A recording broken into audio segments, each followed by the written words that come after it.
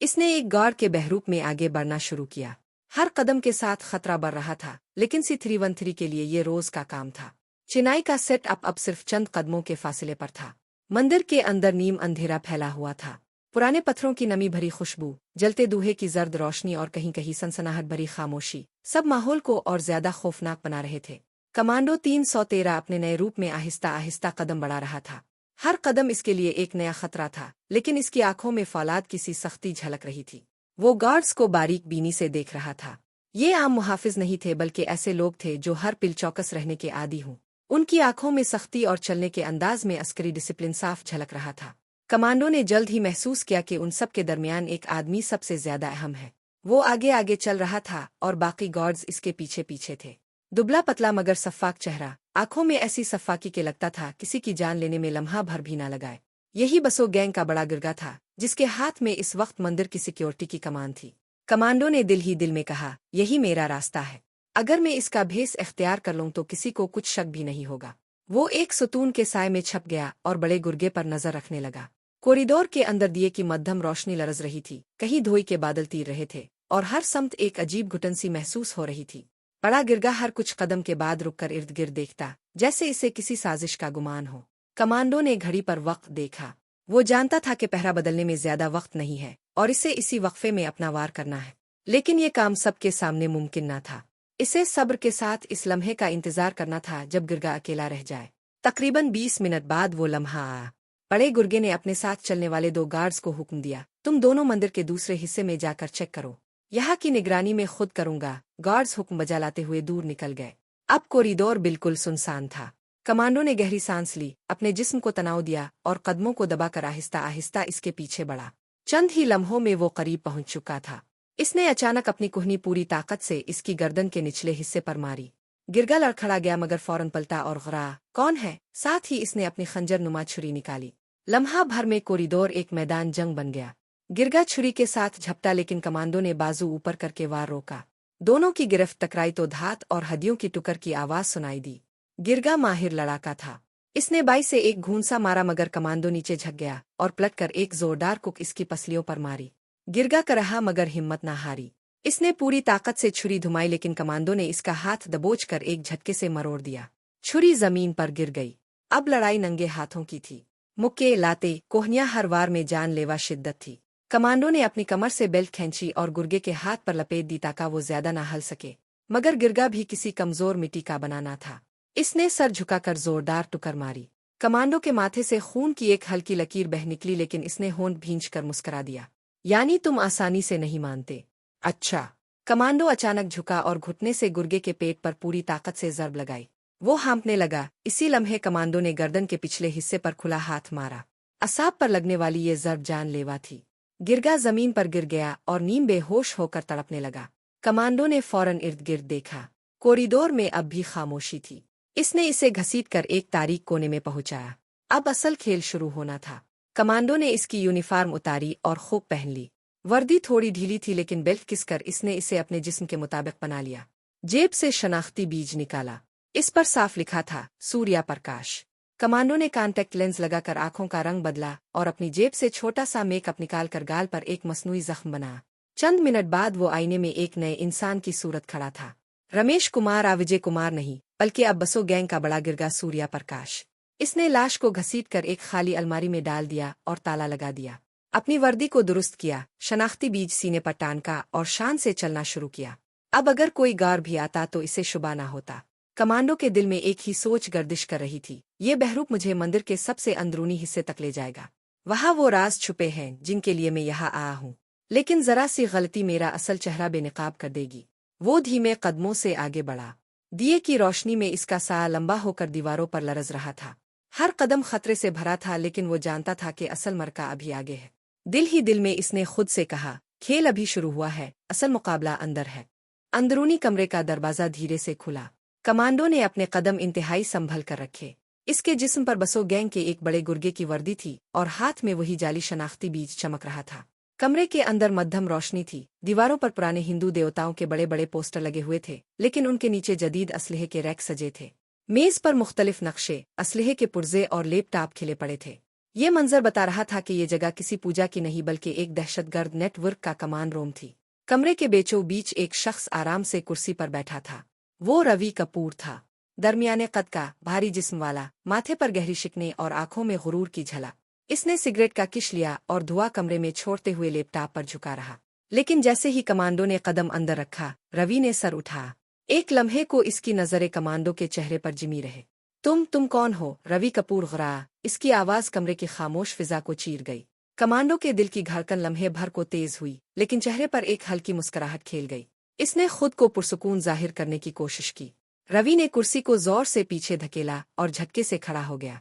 इसके हाथ बिजली की सी तेजी से पिस्टल की तरफ बढ़े जो टेबल पर रखी थी। लेकिन कमांडो इससे ज्यादा चालाक और तेज था। इसने बिजली की सी तेजी से मेज को पलट दिया। लकड़ी की भारी मेज धड़ाम से गिरी और पिस्टल की गोली इसी पर जा लगी। गोली की आवाज ने कमरे में गूंज पैदा कर दी। अब खेल शुरू हो चुका था। रवि कपूर ने गुस्से से गरजते हुए कुर्सी उठाई और पूरी ताकत से कमांडो की तरफ ठिकी। कुर्सी हवा में घूमती हुई आई, लेकिन कमांडो ने एक फुर्तीले अंदाज में छलांग लगाई और दीवार के करीब जा लगा। कुर्सी धड़ाम से टूटी। कमांडो ने लम्हा जाय नहीं किया और झटके से अपने पाँव का वार रवि की पसलियों पर मारा। एक जोरदार कड़क के साथ रवि पीछे लड़खड़ाया। इसके मुंह से करा निकल गई, लेकिन वो आसानी से हार मानने वाला नहीं था। इसने पास पड़ी एक स्टील राड उठाई और पूरी ताकत से झोल दी। कमांडो ने एन वक्त पर झककर वार बचा लिया। राड दीवार से टकराकर चिंगारियां छोड़ गई। कमांडो ने पलटकर एक घूंसा रवि के जबड़े पर मारा। रवि का सर एक तरफ झटका, लेकिन इसने दूसरी ही लम्हे कमांडो का गिरेबान पकड़कर इसे दीवार पर दे मारा। दोनों के दरमियान जानलेवा जिदोजहद शुरू हो गई। कमरा छोटा था, मगर हर कोने में गूंज पैदा हो रही थी। कभी घूंसों की आवाज, कभी फर्नीचर के टूटने की, कभी हथियार जमीन पर गिरने की। पिस्टल एक तरफ जा गिरा, लेकिन दोनों की नजरें बार बार इस पर पड़ती थीं। कमांडो ने घुटने से एक और वार रवि की पसलियों पर किया। इस बार रवि की करा कुछ ज्यादा गहरी थी। वो चंद लम्हे के लिए झक गया, लेकिन फौरन ही पलटा और कमांडो को दोनों हाथों से दबोच लिया। दोनों एक दूसरे को दबोचे जमीन पर गिरे। हाथों में हाथ उलझ गए, आओ पाव से टकराने लगे। रवि ने अचानक कमांडो का गला दबाने की कोशिश की। इसकी आंखों में खून उतर आया था, लेकिन कमांडो ने अपनी कुहनी से इसकी नाक पर ऐसा जोरदार वार किया कि रवि के नथने से खून बहने लगा। वो कराहता हुआ पीछे हटा। कमांडो ने इसी लम्हे मौका गनीमत जाना। इसने जमीन पर पड़ी पिस्टल की तरफ छलांग लगाई। रवि ने भी यही सोचा और दोनों एक साथ पिस्टल की तरफ लपके। एक पिल को लगा कि गोली किसी के जिस्म को छेद देगी, लेकिन कमांडो ने पहले पिस्टल पर कब्जा कर लिया। रवि रुक गया, सांसें फूल रही थीं, पसीना इसके माथे से बह रहा था। कमांडो ने पिस्टल इसके माथे पर तान दिया। अब खेल खत्म हुआ। रवि कपूर, कमांडो की आवाज बर्फ जैसी ठंडी थी। रवि ने एक लम्हे को हंसी हंसी में सर झटका। तुम हमें खत्म कर दोगे? तुम्हें लगता है बसो गैंग इतनी आसानी से खत्म हो जाएगा? कमांडो ने कोई जवाब नहीं दिया। इसने पिस्टल की नोक मजीद दबाई। चुपचाप बोल दो। दिल्ली और चेन्नई का पूरा सीट अब कहाँ है? और तुम्हारा सरबराह कौन है? रवि ने कुछ देर खामोश रहने की कोशिश की, लेकिन कमांडो की आंखों की सख्ती ने इसके हौसले तोड़ दिए। ठीक है, सुनो, हमारा असल बास दिल्ली में है, असोजीत राय। वो बज़ाहिर एक मुअज़्ज़ज़ ताजिर है, इंपोर्ट एक्सपोर्ट कंपनी का मालिक। दिल्ली के पोश इलाके वस्तानित वहार में इसका महलनुमा बंगला है, लेकिन असल में वो मुसलमानों का कट्टर दुश्मन है, हिंदू इंतहा पसंदों का आलाकार। हम सब इसी के हुक्म पर काम करते हैं। चेन्नई का ये सीट अब बस एक शाख है, असल खेल दिल्ली में है। कमांडो ने मजीद दबाव डाला। और बाकी तफसील तुम्हारे नेटवर्क के राते। रवि के चेहरे पर शिकस्त के आसार थे।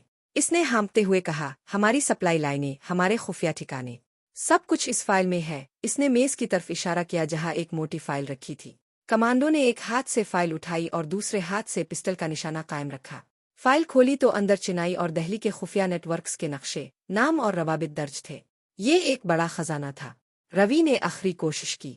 इसने जमीन से एक खंजर उठाकर कमांडो पर झपटने की कोशिश की, लेकिन कमांडो तैयार था।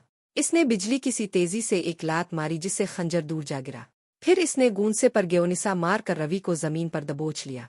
अब वो मुकम्मल तौर पर बेबस था।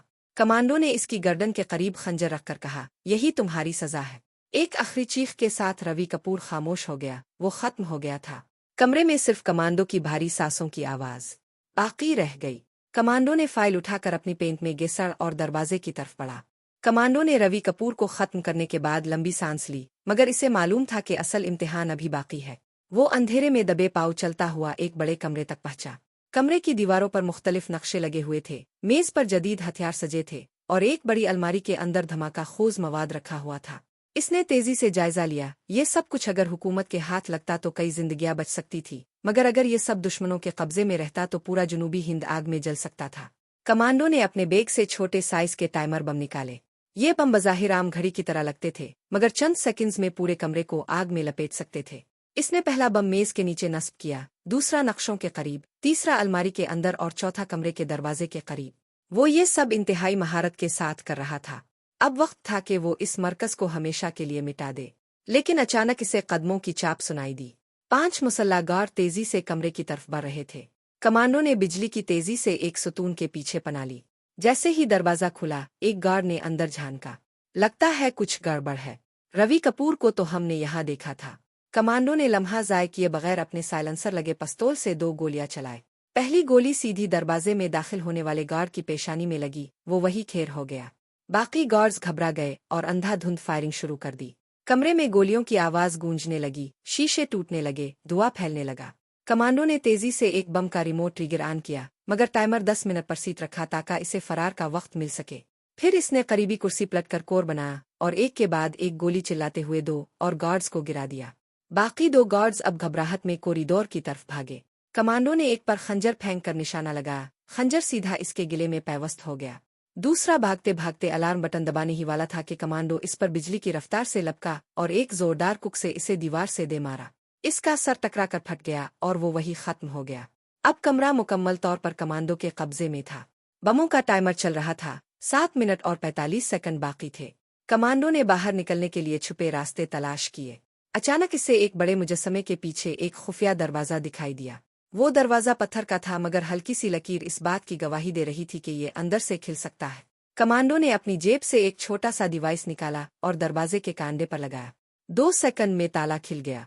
दरवाजा आहिस्ता से खुला और सामने एक लंबी सुरंग थी जो मंदिर के पिछले हिस्से की तरफ निकलती थी। लेकिन अभी फरार आसान न था। जैसे ही वो सुरंग में दाखिल हुआ, पीछे से शोर बुलंद हुआ। दर्जनों गार्ड्स मंदिर के सहन से अंदर घुस आए थे। उन्होंने देखा कि कमांडो भाग रहा है। एक बार फिर फायरिंग शुरू हो गई। गोलियां सुरंग की दीवारों से टकराकर चिंगारियां निकाल रही थीं। कमांडो झुकते, लुढ़कते और फिसलते हुए आगे बढ़ रहा था। टाइमर पर 6 मिनट बाकी थे। कमांडो जानता था कि अगर वो वक्त पर ना निकला तो वो भी धमाके में जिंदा जल जाएगा। इसने सुरंग के इख्तिताम पर एक और आहनी दरवाजा देखा। वो बंद था। गार्ड्स तेजी से करीब आ रहे थे। कमांडो ने अपने बैग से दस्ती बम निकाला और दरवाजे के करीब फेंक दिया। जोरदार धमाका हुआ और दरवाजा टूटकर खिल गया। वो बाहर निकल आया। बाहर रात की तारीकी और घना जंगल था। चांद बादलों के पीछे छुपा हुआ था, जिसे अंधेरा और भी गहरा लग रहा था। कमांडो ने पीछे मुड़कर देखा। मंदिर अब रोशनियों में नहाया हुआ था और गार्ड्स टार्चों के साथ सुरंग में इसका पीछा कर रहे थे। टाइमर पर 3 मिनट बाकी थे। कमांडो ने जंगल में तेजी से दौड़ना शुरू किया। वो दरख्तों के पीछे छुपता, छलांगे मारता और घने पहाड़ियों को फाड़ता हुआ आगे बढ़ता गया। पीछे से गोलियों की आवाजें अब भी आ रही थीं। एक गोली इसके कंधे को छूती हुई गुजरी, मगर वो रुका नहीं।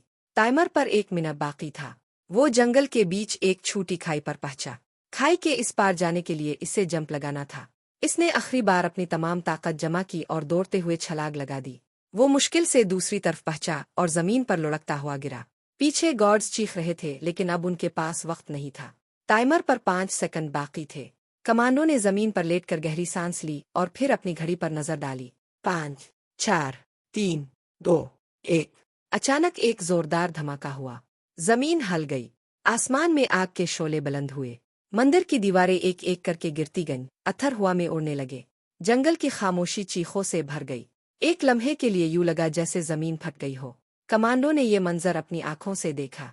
बसो गैंग का चिनाई का खुफिया मरकज लम्हों में मिट्टी का ढेर बन गया था। वो तमाम कागजात, हथियार और राज जो इस गैंग के पास थे, अब मलबे के नीचे जलकर राख हो चुके थे। ये सिर्फ एक धमाका नहीं था, ये पूरे गैंग के चिनाई नेटवर्क का खात्मा था। कमांडो ने अपने जख्मी बाजू पर मरहम लगाया। ये वही खास मरहम था जो हमेशा इसके खुफिया बैग में मौजूद रहता था। मरहम लगते ही जख्म की जलन खत्म होने लगी और जल्द पर एक हल्की सी सुर्खी के बाद जख्म बंद हो गया। वो एक वीरान से बाग में पहुंचा। वो रवि कपूर से हासिल करदा फाइल जल्द अज जल्द पढ़ लेना चाहता था। इस वीरान बाग में एक जगह छपकर इसने पेंसिल टार्च की रोशनी में फाइल को पढ़ना शुरू कर दिया। इसमें वो गैंग के चिनाइम गिरगों के नाम और पते थे और दिल्ली में बसोजीत राय को अड्डों के बारे में मालूमात थी। अब इस सब से पहले मुथरा मैन बसोजीत का एक अहम ठिकाने पर पहुंचना था, सारी मालूमात इसने ज़हन नशीन कर ले। चेन्नई का मैन हेडक्वार्टर तबाह हो चुका था, बाकी छोटे छोटे अड्डे बाद में देखे जा सकते थे। पहले बड़े साम यानी बसोजीत राय का सर कुचलना था। वो जानता था कि अभी आराम का वक्त नहीं है। दुश्मन हर जगह इसके पीछे लगा हुआ है और किसी भी लम्हे वो दोबारा इसके करीब पहुंच सकते हैं। वो एक सुनसान गिल्ली से गुजर रहा था कि अचानक पीछे से सायरन की आवाज गूंजी। चंद गाड़ियां तेजी से आकर इसके अर्द गिर्द रुक गईं। दरवाजे खिले और बंदूक बरदार एहलकार निकलकर इस पर लपके। विजय कुमार उर्फ रमेश कुमार, इस बार तुम बच नहीं सकते, एक अफसर ने बुलंद आवाज में कहा। कमांडो ने लम्हा भर को आसपास का जायजा लिया। चारों तरफ बंदूकें तान दी गई थी। मुजाहमत बेफायदा थी। वो खामोशी से अपने हाथ ऊपर करके खड़ा हो गया। एहलकारों ने इसे हथकड़ियां लगाकर एक बख्तरबंद गाड़ी में डाला। गाड़ी तेजी से शहर से बाहर एक खुफिया ठिकाने की तरफ रवाना हो गई। वो जानता था कि आईबी वाले इसे रमेश कुमार समझ रहे हैं, वही शख्स जो 2 बार उनकी गिरफ्त से बच निकला था।